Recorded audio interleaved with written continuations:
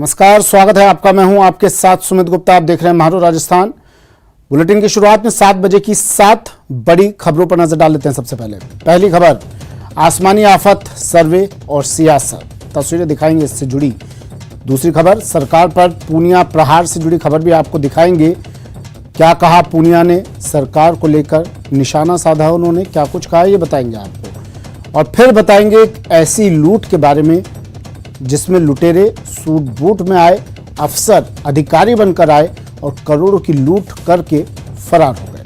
और फिर बताएंगे राजधानी में बढ़ते अपराध की दास्तां। एक बार फिर गुलाबी नगरी गैंगरेप से दहल गई। दिखाएंगे इससे जुड़ी तस्वीरें, क्या पुलिस की कार्रवाई है, किस तरह इस अपराध को अंजाम दिया गया, इस खबर पर भी आपको विस्तार से बताएंगे। फिर नजर कैंपस की चुनावी जंग पर भी डालेंगे। क्या कुछ चल रहा है, आखिरी दिन है चुनावी प्रचार का, कल मतदान होना है, उससे पहले छात्र नेता क्या कुछ कर रहे हैं आज, ये भी बताएंगे। फिर वैक्सीन लंपी को लेकर वैक्सीन के बारे में बताएंगे, कितनी कारगर ये वैक्सीन, क्या लंपी को हरा पाएगी ये वैक्सीन। और फिर बात गणपति की, आराध्य देवों के देव, देवाधिदेव गणपति महाराज की, जो आएंगे और खुशियां लाएंगे।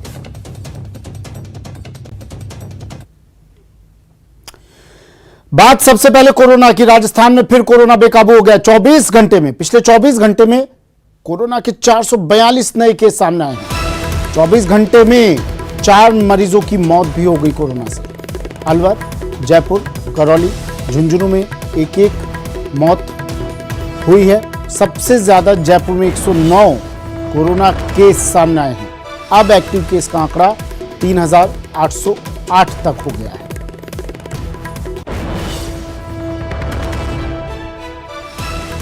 सौरभ गृहस्थी मेरे सहयोगी हमारे साथ फोन लाइन पर जुड़ गए हैं। लंपी की तो टेंशन सता ही रही थी सौरभ, ये कोरोना ने फिर से दस्तक दे दिया। जी बिल्कुल, कोरोना के मामले भी लगातार बढ़ते जा रहे हैं और चिंता की बात तो सबसे बड़ी ये है कि कोरोना से मौतों का ग्राफ भी लगातार बढ़ता जा रहा है। पिछले 1 महीने में, यानी अगस्त के महीने में ही देखें तो 20 से ज्यादा लोगों की प्रदेश के अलग अलग हिस्सों में मौत जो है वो हो चुकी है। और जिस प्रकार से मौतों का आंकड़ा लगातार बढ़ रहा है, ये बेहद चिंता पैदा करने वाला है। हालांकि ये भी बताया जा रहा है कि जिन लोगों की कोरोना से मौत हुई है उनमें दूसरी बीमारियां भी जो है वो थी, इस कारण से भी इस मौत को उससे भी जोड़कर देखा जा रहा है। शुक्रिया सौरभ तमाम जानकारी के लिए। बड़ी खबर, गहलोत को कांग्रेस में अहम जिम्मेदारी मिलने की चर्चा। कांग्रेस अध्यक्ष बनने के सवाल पर मुख्यमंत्री अशोक गहलोत ने जवाब दिया। पत्रकारों से बातचीत की और कहा कि मैं हाँसू दूर नहीं हूं। मुख्यमंत्री अशोक गहलोत ने साफ कर दिया, कहा कि मैं राजस्थान छोड़कर कहीं नहीं जाने वाला।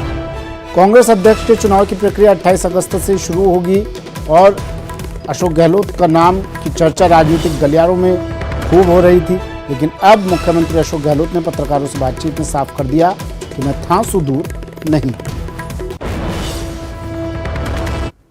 खतरे में है क्योंकि ईडी, इनकम टैक्स और सीबीआई उनके माध्यम से राज चल रहे हैं। आजकल सरकारें बदल रहे हैं, कर्नाटका की, मध्य प्रदेश की, आपके पड़ोस में मध्य प्रदेश, तो एक महाराष्ट्र की। तो ये जो कुछ भी हो रहा है एक के बाद एक, ये तो राजस्थान प्रदेश वासियों की दुआएं मेरे साथ थी, आशीर्वाद था कि तमाम विधायक मेरे साथ रहे, 34 दिन तक होटल में रहे, तब जाके सजा बची। वरना अभी मैं आपके सामने मैं नहीं होता और होता। 28 का इंतजार करें सर राजस्थान पूरा। 28 को तो प्रोग्राम घोषित होगा, प्रोग्राम मेरे ख्याल से कि भाई ये चुनाव की प्रक्रिया क्या होगी। तो मैं आपके बीच में हूँ। मैं हाँसू दूर नहीं हूँ, मैं बार बार कहता हूँ। मैं इस प्रदेश से जीवन के अंतिम सांस तक दूर नहीं रहने वाला हूँ। भी नहीं करना चाहते, चाहे कोई जिम्मेवारी हो, कुछ भी करो, पर मेरे जहन के अंदर जिस प्रदेश में मैं पैदा हुआ, जहाँ के हालात मैंने बचपन से देखे, अकाल सूखे पड़ते रहे हैं, यहाँ पे पीने के पानी का संकट भी, रोजगार का संकट भी, गायों को बचाने का संकट भी, चारे का संकट भी देखा हमने बचपन से ही कि अगर अकाल पड़ता है तो रोजगार कहाँ मिलेगा, कैसे मिलेगा। कई घंटे की लगातार बारिश ने आम लोगों के साथ ही प्रशासन की मुश्किल भी बढ़ा दी है। शहर से गांव तक हर तरफ बर्बादी की कहानी दिख रही है। हालात का जायजा लेने सीएम गहलोत कोटा बारा इलाके का जायजा लिया तो विपक्ष पीड़ितों के लिए जल्द मुआवजे की मांग कर सरकार पर दबाव बढ़ा रहा है।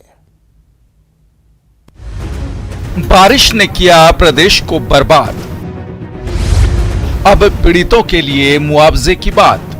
मुआवजे का इंतजाम करेंगे तो बहुत जल्दी, जितने जल्दी हो सके वो मुआवजा देने का काम करें, ताकि वो जो लोग जो बेघर हो गए हैं, जिनकी फसल बिल्कुल नष्ट हो गई है, उनको कुछ तो राहत मिलेगी। ये तस्वीर है बर्बादी की।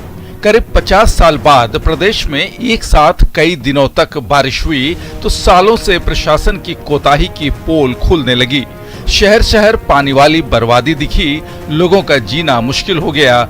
शहर की सड़कों से लेकर गांव में लहलहाती फसलें पानी की चपेट में आकर कराहने लगी। ये 5 तस्वीरें ऐसी ही कहानी बयां कर रही हैं। लेकिन इस बर्बादी के बाद शुरू हुआ बाढ़ प्रभावित क्षेत्रों का हवाई सर्वेक्षण का दौर। करीब 72 घंटे की बारिश के बाद सीएम गहलोत ने कोटा और बारा में बाढ़ ग्रसित इलाकों का हवाई सर्वे किया। कोटा में आश्रय स्थल पर रह रहे बाढ़ पीड़ितों से सीएम ने मुलाकात के बाद लोगों को सही मुआवजे का भरोसा दिया। हमने कहा है जिला प्रशासन को भी कि वो माकूल इंतजाम करे, मकानों को सर्वे करने का काम भी करे, क्योंकि यहाँ जो विस्थापित आए हैं वो बाढ़ पीड़ित हैं, तो उनके मकान ढह गए, कर गए, बहुत ही शिकायत कर रहे थे। वो सर्वे होगा, उनको पूरी इमदाद करेंगे। खाने पीने की व्यवस्था भी सब की गई है, सब संतुष्ट थे, तो पूरी तरह खाना पीना मिल रहा है, कोई दिक्कत नहीं है। जिनके मकान टूटे उनके लिए क्या सोच रहे हैं? सर्वे करवा रहे हैं, सर्वे के बाद में सब कुछ फैसले होंगे भी क्या कर सकते हैं। नॉर्म्स नहीं होते हैं ऐसे वक्त में, बाढ़ के वक्त में, तो नॉर्म्स को ज़्यादा बनाएंगे और जो मैक्सिमम मदद हो सकती है वो करवाने की कोशिश करें। सीएम गहलोत के साथ यूडीएच मंत्री शांति धारीवाल, चिकित्सा मंत्री प्रसादी लाल मीणा और खनन मंत्री प्रमोद जैन भाया भी कोटा दौरे पर पहुंचे। बारिश ने कोटा बारा इलाके में ही सबसे ज्यादा कहर ढाया है। प्रदेश के स्वास्थ्य मंत्री और कोटा के प्रभारी प्रसादी लाल मीणा ने भी पीड़ितों को जल्द मुआवजे का भरोसा दिया है। उसका जल्दी सर्वे करा के, गिरदावरी करा के, स्पेशल गिरदावरी करा के किसानों को राहत प्रदान करेंगे। फसल बीमा का जो काम है वो फसल बीमा से भी किसानों को राहत दी जाएगी। बहुत बड़ा नुकसान हुआ है फसलों का, पानी खेतों में भर गया तो फसल 100% क्षतिग्रस्त हो गई। वहीं पूर्व मुख्यमंत्री वसुंधरा राजे ने झालावाड़ में प्रभावित क्षेत्रों का हवाई सर्वेक्षण किया। इस दौरान सांसद दुष्यंत सिंह भी उनके साथ मौजूद रहे। जहाँ मैं गई हूँ, कई इलाके के अंदर बिल्कुल ही फसल नष्ट हो गया है और कईयों के घर भी नष्ट हो गए हैं, वो भी ऊपर से दिखाई दे रहा था। मुआवजे का इंतजाम करेंगे तो बहुत जल्दी, जितने जल्दी हो सके वो मुआवजा देने का काम करें, ताकि वो जो लोग जो बेघर हो गए हैं, जिनकी फसल बिल्कुल नष्ट हो गई है, उनको कुछ तो राहत मिलेगी। बारिश की बर्बादी के बाद अब आरोपों का दौर भी शुरू हो चुका है। उपनेता प्रतिपक्ष गुलाबचंद कटारिया ने मुआवजे को लेकर सरकार की नीति साफ न होने पर निशाना साधा है। हजारों करोड़ रुपया इस आपदा राहत में पड़ा है। इस संकट के समय में सरकार अगर एक्टिव रहती, मुख्यमंत्री जी दिल्ली घूम रहे हैं और हमारे मंत्री जी कहीं गुजरात में घूम रहे हैं, तो सब कौन कहाँ है? सचिवालय, ये सिविल लाइन में मैं रहता हूँ तो मुझे लगता है कि इसमें तो कागले उड़ते जैसे लगते हैं। राजस्थान में बारिश वाली बर्बादी सामान्य घटना तो नहीं है, लेकिन पिछले कई सालों बाद राजस्थान में तेज बारिश ने प्रदेश का हाल बेहाल किया। सैकड़ों लोगों के सिर से छत छिन गई तो हजारों लोगों के सामने खाने का संकट पैदा हो गया।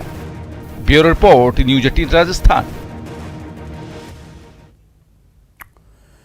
और अब बात भारी बारिश के बाद नदियों में आए उफान की। नदी नाले पानी से लबलबा रहे हैं। कहीं जल जमाव की स्थिति है, कहीं तेज रफ्तार धार ने जनजीवन को अस्त व्यस्त कर दिया है और कहीं नदियों के पानी ने बर्बादी की कहानी लिख डाली है।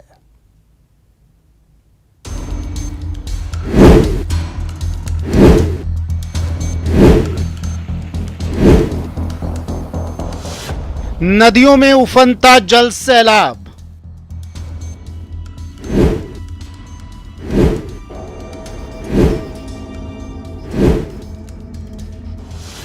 गांव गांव तक पहुंचा बाढ़ का पानी।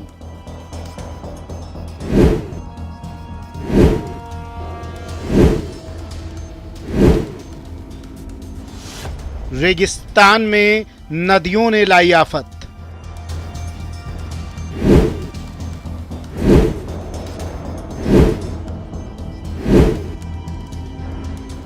सड़कों का कटाव और तेज बहाव, चंबल नदी की गरजती धार। इन दिनों यही पहचान है करौली के करणपुर और मंडरायल इलाके के दर्जनों गांवों का, जहां कोटा बैराज से पानी निकासी के बाद चंबल का जलस्तर 170.050 मीटर तक पहुंच गया है, जिसकी वजह से इलाके के दर्जनों गांव में बाढ़ के हालात बने हुए हैं। विद्युत आपूर्ति ठप है और दर्जनों गांव ढाणी को खाली करा लिया गया है। भारी संख्या में लोग ऊंचाई वाले स्थान पर शरण लिए हुए हैं। धौलपुर में मध्य प्रदेश और हाड़ौती क्षेत्र में बाढ़ ने अपना कहर बरपा रखा है। चंबल नदी खतरे के निशान से ऊपर है। 120 गांवों में बाढ़ का पानी भर चुका है। एसडीआरएफ और सेना के जवानों ने राहत बचाव कार्य शुरू कर दिया है। इलाके की सैकड़ों बीघा बाजरा, दलहन और तिलहन के साथ ज्वार की फसल बर्बाद हो गई है। गांव के ट्यूबवेल बाढ़ के पानी में डूब चुके हैं। क्या कर रही हो? क्या करेंगे, बैठी अपने घर हुआ जी बेटा। पानी आएगा है? क्या परेशानी? का परेशानी तो खाने की ये परेशानी और घर की ये परेशानी, और क्या करूं बेटा, पोए बने ये पानी में है, और क्या करूं अब जी परेशानी। मोनी मोड़ा डूब गए, माँ मेरे जोइया में डूब गए सिगरे नाती बेटा। वहीं बारा में नदियों का पानी उतरने के साथ बर्बादी के निशान साफ दिखने लगे हैं। काली सिंध नदी की जलधारा में लोगों के मकान और फसल तबाह हो गए हैं। अंता पंचायत समिति के बालबड़ा गांव में तबाही का मंजर दिख रहा है। बाढ़ में सब कुछ बह गया है। लोगों के पास खाने पीने की सामग्री और रहने के लिए छत तक नहीं है।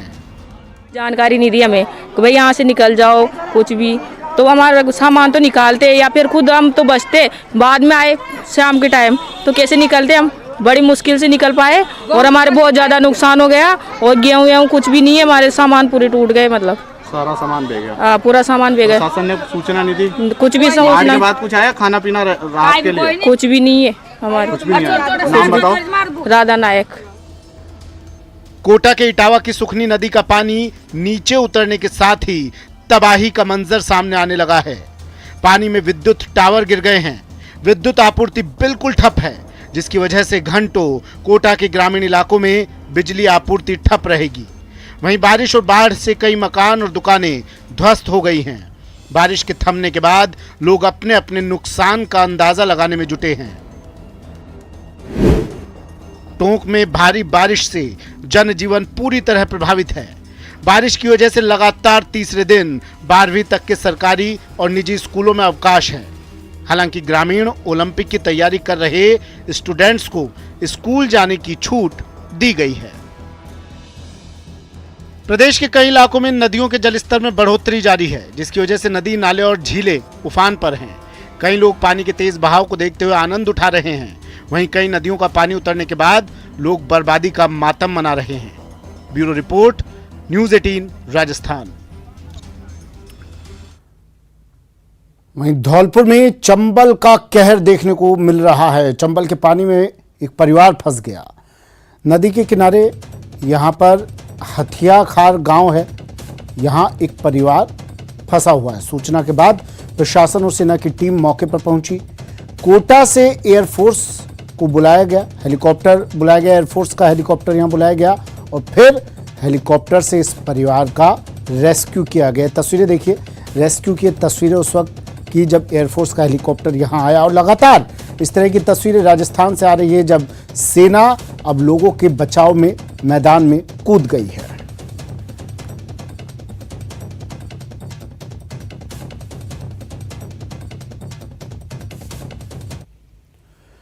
बात अब भारत और बांग्लादेश के बीच अहम बैठक की। भारत और बांग्लादेश के बीच आज नदियों के जल वितरण को लेकर मंत्रालय स्तर की बैठक हुई। भारतीय दल का नेतृत्व कर रहे केंद्रीय जल शक्ति मंत्री गजेंद्र सिंह शेखावत ने बताया कि तीस्ता, गंगा आदि नदियों के जल वितरण जैसे मुद्दों पर मंत्रणा की गई। ये भारत और बांग्लादेश के बीच मंत्रालय स्तर की 38वीं ज्वाइंट रिवर्स कमीशन मीटिंग थी। इसमें बांग्लादेश के जल संसाधन मंत्री जहीद फारूकी अपने 17 सदस्यीय प्रतिनिधिमंडल के साथ शामिल हुए। गौरतलब है कि तीस्ता नदी विवाद भारत और बांग्लादेश के बीच द्विपक्षीय वार्ता का एक महत्वपूर्ण बिंदु है।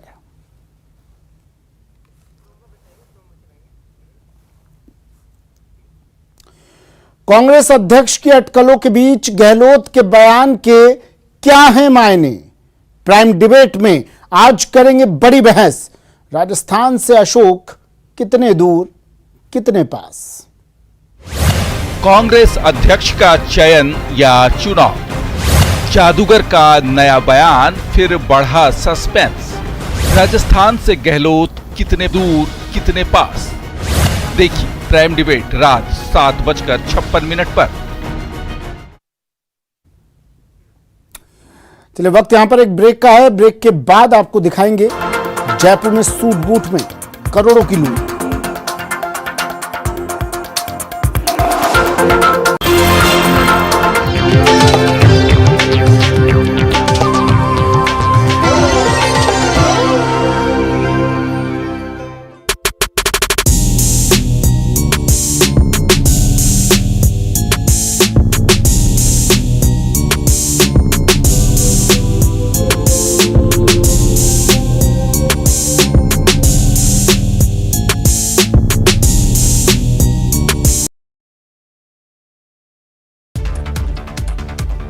उदयपुर के घंटाघर थाना क्षेत्र के दूध तलाई क्षेत्र में चोरों ने 2 दुकानों के ताले तोड़कर चोरी की वारदात को अंजाम दिया। वहीं पुलिस ने मामला दर्ज कर मामले की जांच शुरू कर दी है।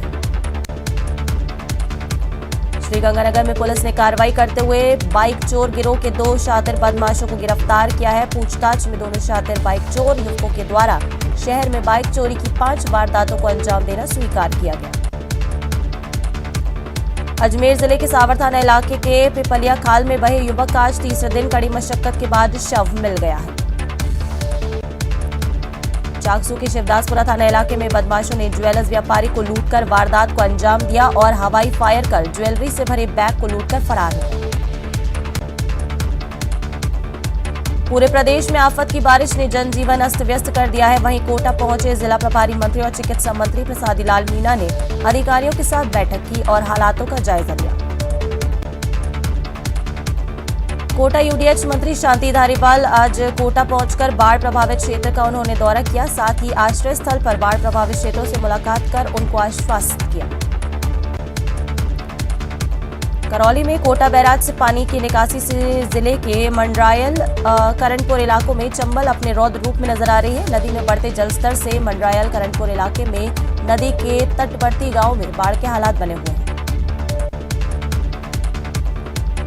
टोंक जिले की मालपुरा टोडा रायसिंह विधानसभा क्षेत्र में हुई भारी बरसात से 90% से ज्यादा फसलें खराब हो गई हैं। खराब हुई खरीफ की फसल की गिरदावरी कराकर मुआवजे की मांग को लेकर मालपुरा पहुंचे हजारों किसानों ने मुख्यमंत्री के नाम एसडीएम को ज्ञापन दिया। अलवर भाजपा की ओर से जिला कलेक्टर कार्यालय के बाहर कांग्रेस के खिलाफ विशाल धरना प्रदर्शन किया गया। प्रतापगढ़ के गवर्नमेंट पीजी कॉलेज में महाविद्यालय छात्र संघ चुनाव में 3233 मतदाता अपने मताधिकार का प्रयोग करेंगे। यहां पर छात्रों के मुकाबले छात्राओं की संख्या ज्यादा है। कोटा में छात्र संघ चुनाव की सरगर्मियां परवान पर है और स्टूडेंट्स रंगारंग कार्यक्रम और पार्टियों के माध्यम से जश्न मनाने में जुटे हुए हैं। कॉलेज की छात्राओं की पार्टी का एक वीडियो अब सोशल मीडिया पर वायरल हो रहा है। टोंक जिला मुख्यालय पर पीएससीएल कंपनी के निवेशकों का आक्रोश देखने को मिला। जिले भर के सैकड़ों निवेशकों ने सांसद कार्यालय पहुंचकर नारेबाजी का प्रदर्शन किया और सांसद से लोकसभा में इस मुद्दे को रखने की मांग की।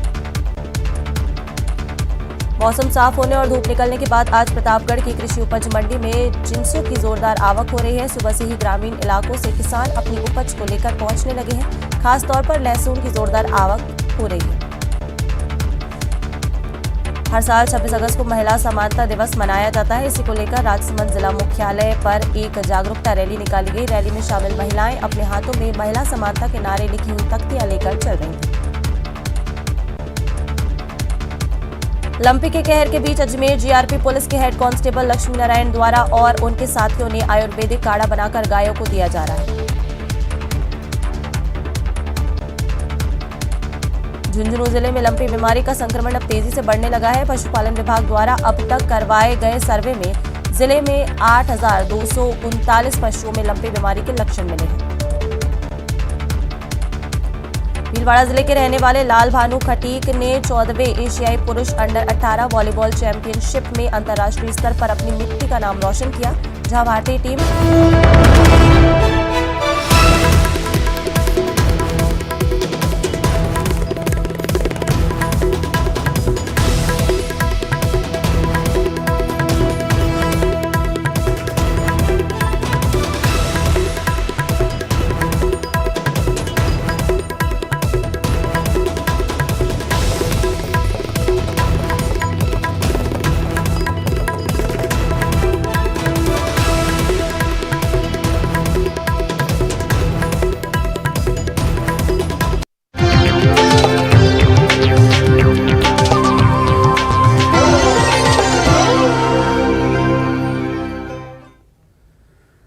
ब्रेक के बाद स्वागत है आपका। और दौसा से बड़ी खबर आ रही है। स्कूली बच्चे के साथ मारपीट का मामला, पिता ने अब मुकदमा दर्ज करवा दिया है।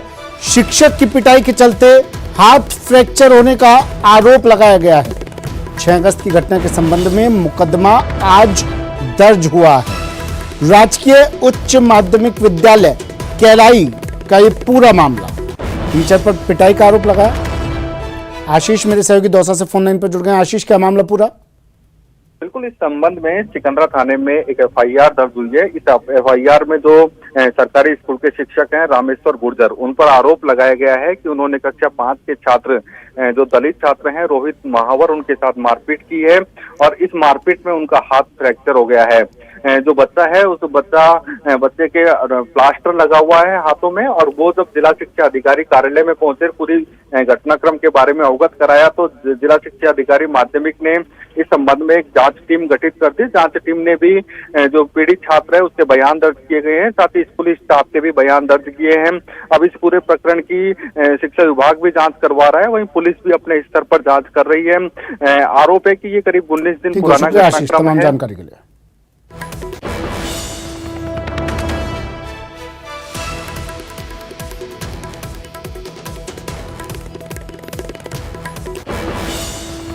छह तारीख का मामला है, 6 अगस्त का मामला है। एक बच्चे से मारपीट की गई स्कूल में, आरोप लगाया बच्चे के परिजनों ने टीचर पर। शिक्षक की पिटाई से हाथ फ्रैक्चर होने का आरोप लगाया। 6 अगस्त की घटना थी और मुकदमा आज दर्ज करवाया गया है। राजकीय उच्च माध्यमिक विद्यालय का ये पूरा मामला, दौसा के कैलाई में स्कूली बच्चे के साथ मारपीट की गई थी। पिता ने अब मामला दर्ज करवा दिया है।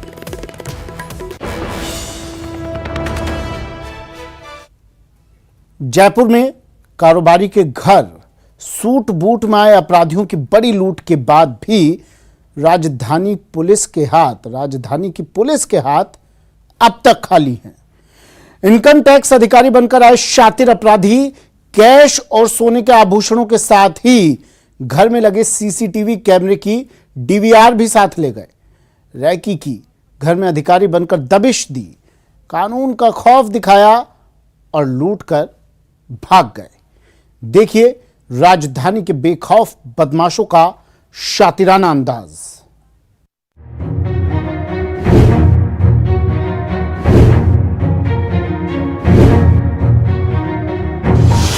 राजधानी में कारोबारी के घर बड़ी लूट। बहुत मेहनत से कमाई हुई पूंजी एक एक पाई करके जोड़ी थी, जिससे सब ले गए। इनकम टैक्स अधिकारी बनकर आए अपराधी। इनकम टैक्स आए, हम आपकी चेकिंग करेंगे और पूरी रात चलेगी चेकिंग। तो सब इधर जो, और गन उनके हाथ में, तो गन के सारे सबको टेप वेप लगा के और हाथ बांध के और एक कमरे में बिठा दिया। लूट ले गए जीवन भर की कमाई। 2 परिवार रह रहे, इसमें सब बर्बाद कर गए, कुछ भी नहीं छोड़ा।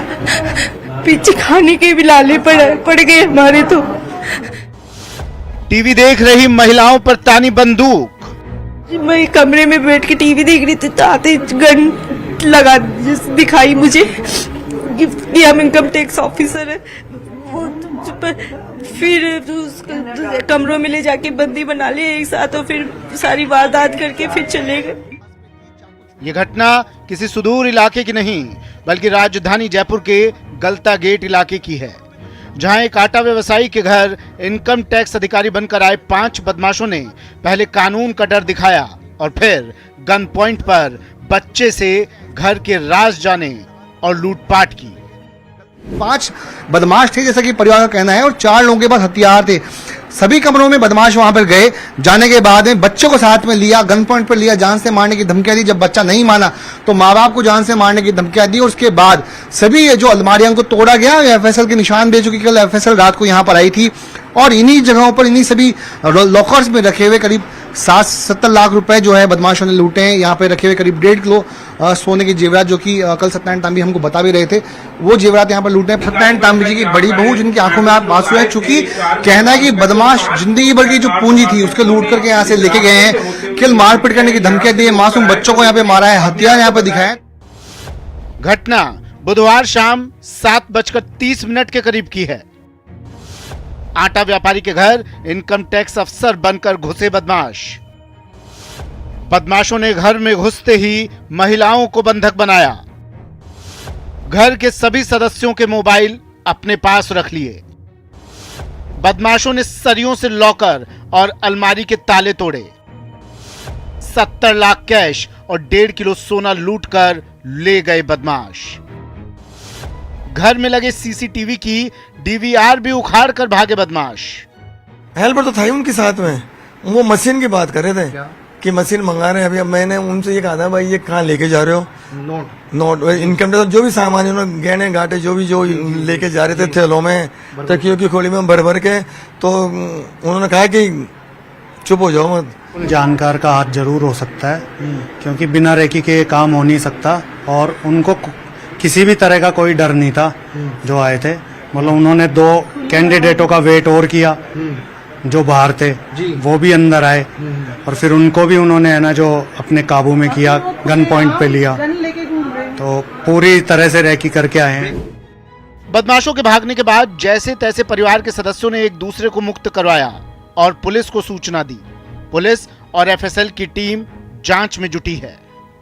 रेकी की संभावना है और उस पर हम लोग सीसीटीवी फुटेज और जो भी परंपरागत पुलिसिंग है वो कर रहे हैं और जल्दी पकड़े जाएंगे। जैसा आप फरियादी बता रहे हैं कि जब वो आए थे तब उन्होंने अपने आप को इनकम टैक्स के अधिकारी बताया, उन्होंने आई कार्ड भी मांगा लेकिन आई कार्ड नहीं दिया और बल्कि उनको धमका के कहा कि इसकी आवश्यकता नहीं है। निश्चित रूप से तरीका वारदात थोड़ा सा अलग है, लेकिन इस तरीके की वारदात होती है और हम हर तरीके से कोशिश कर रहे हैं। पुलिस का दावा भी है कि अगले 24 घंटों में कुछ दिनों में जो है इस पूरी वारदात का खुलासा होगा, बदमाश यहाँ पकड़े जाएंगे। फिलहाल कैमरा पर्सन भवानी के साथ विष्णु शर्मा, न्यूज 18 राजस्थान, जयपुर। चलिए वक्त एक ब्रेक का है। ब्रेक के बाद आपको दिखाएंगे छात्र संघ चुनाव के लिए वोटिंग कल, तैयारी कितनी।